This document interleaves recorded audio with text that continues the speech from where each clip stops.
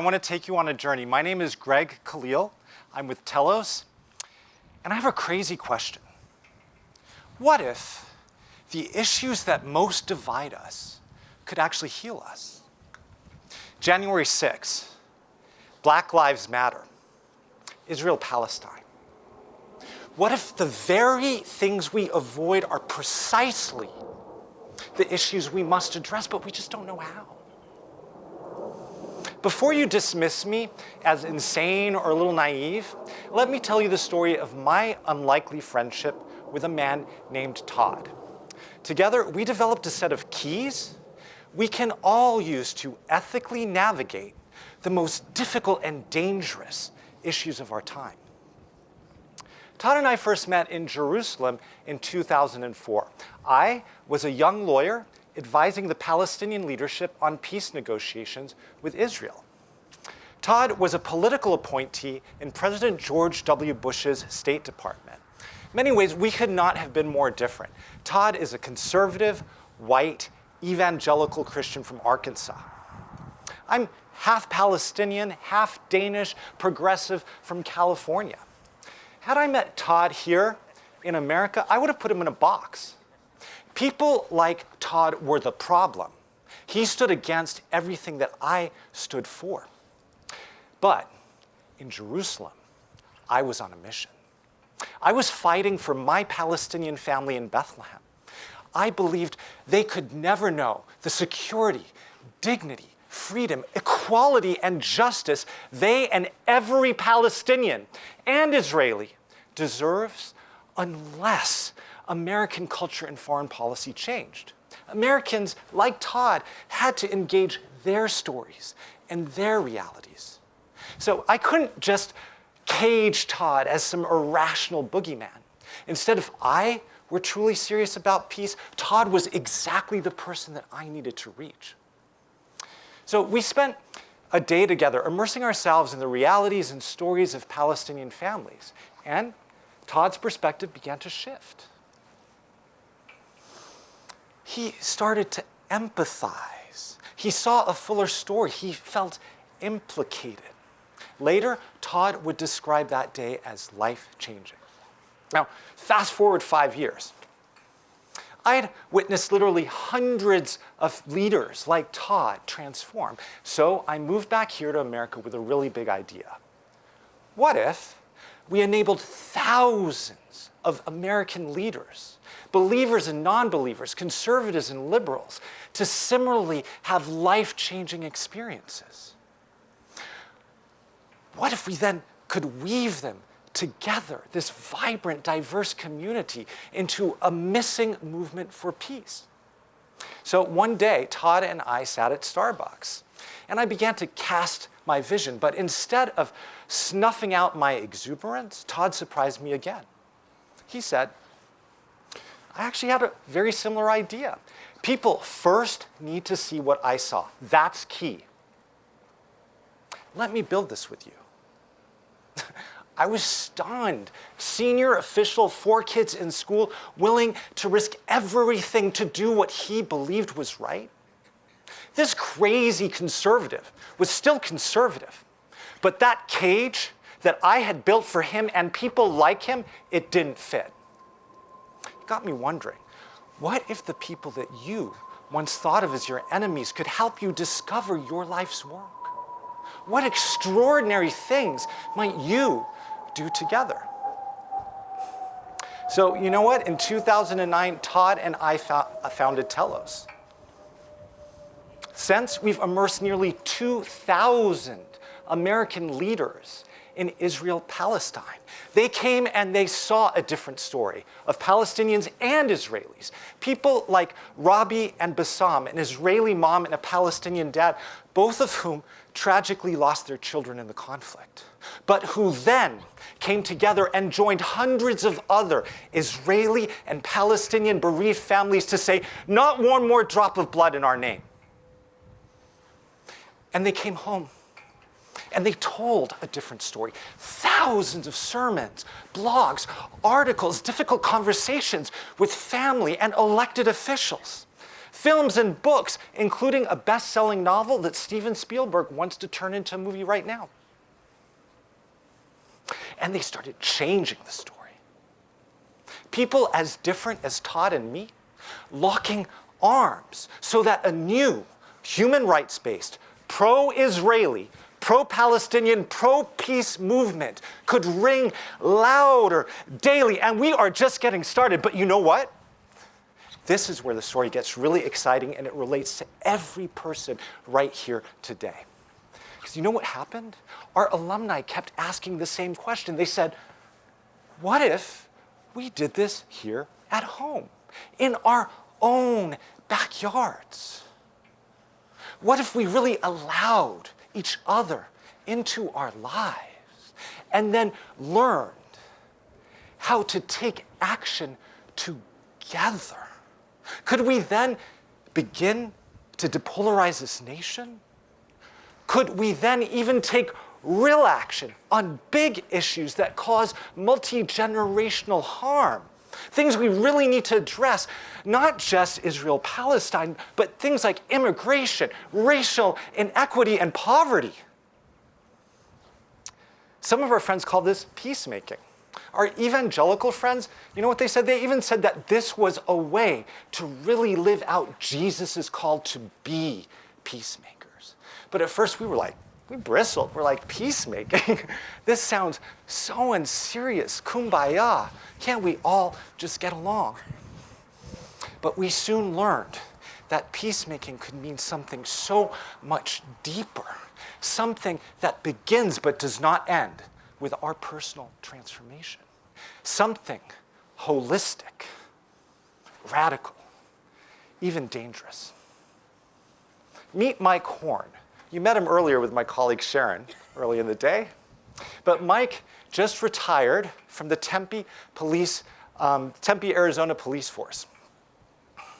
Mike first came to Israel-Palestine, the Holy Land, with his large evangelical church, a pilgrimage he says taught him what he had to do right here at home. And that was to listen, not to debate, but to understand.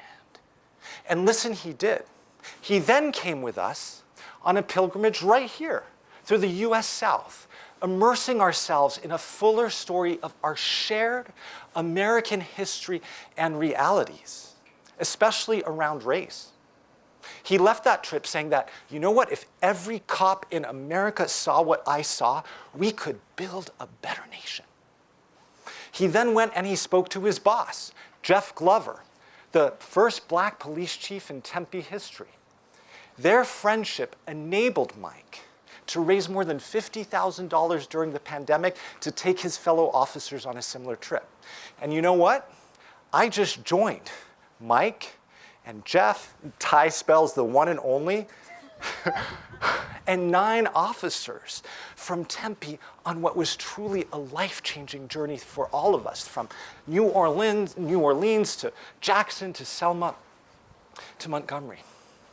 Early on, we met a man named Jerome Morgan. Jerome co-founded Freedom Foundations, and please look these guys up and go donate to them today, because Jerome, it may not be the polished organization that we all want, but listen to what he does and who he is. Jerome equips black youth in New Orleans with the skills that they need to thrive in a world that was not built for their success. And Jerome knows what he's talking about. When he was just 16, Jerome was wrongfully convicted of a murder that he did not commit. He spent more than 20 years in Louisiana's Angola state prison, picking cotton, 6 days a week for 4 cents an hour, until he was finally exonerated just a few years ago. Encounters with remarkable peacemakers like Jerome enabled the most incredible inquiry into the officer's often thankless but necessary profession. What should policing really look like? How do we better build vibrant, safe, resilient communities? And how do we ethically navigate this given our unjust history and realities around race. Mike and Jeff are already bringing back a bunch of officers later this year, and they're bringing this model to precincts around the country. What they are doing is they are introducing a holistic form of peacemaking right into our own backyards. And you know what? It's not just them. We see our alumni practice peacemaking everywhere. With their spouses, their kids, PTA meetings, church, in C-suites, in the halls of Congress, rather. But you know what? Like, if you do this locally, you do it universally. If you do it tiny, Neil, it becomes part of the epic. So we distilled our learnings down into a set of 12 keys. Keys we call the principles and practices of peacemaking. These keys equip all of us to ethically navigate the most difficult issues in our lives, our neighborhoods, and yes, our world. Guys, bear with me because there's a short poem that I love that puts this all into perspective. Hafez, the 14th century Sufi Muslim poet, wrote, "The fool builds cages for everyone he knows, while the sage, who has to duck her head when the moon hangs low, keeps dropping keys all night long for all the beautiful, rowdy prisoners." You see, story is both cage and key. Story can destroy. When we tell stories about those people, those crazy Christians, those radical leftists, those Muslims, those Jews, those Israelis, those Palestinians, those LGBTQs, those radical feminists, those criminals, those cops, those BLM activists, those crazy evil Christians. We've all done it. I did it to Todd, and even at first to these amazing cops I just spent a week with. But you know what? Story is also key. Story can liberate us too. When we stop caging ourselves and each other. When we turn towards each other instead of away and start truly listening and caring, recognizing that yes, many, if not most, of our perceived enemies are people of integrity too, who grasp a critical piece of the larger truth too. Because you know what? There is a really big lie. It's that the way the world is the way the world will always be, and it's their fault. Only their fault. I'm not responsible. What more can we do? It's them. Peacemakers, we know that's false.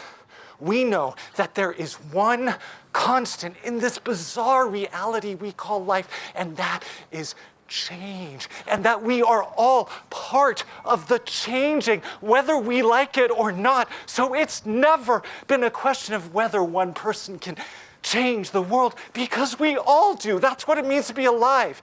But how? How do I change? Come on a trip with us and be changed. Dive deep into the principles and practices of peacemaking. Download them now. Sign up for our newsletter and podcast. Humbly learning how to unlock some of our cages. And know, just as today's world is unrecognizable to yesterday's generations, so too will tomorrow's world be to us. And it might be better if we do the work. So today, and all through the long, dark night that might be coming, please keep dropping keys. Thank you.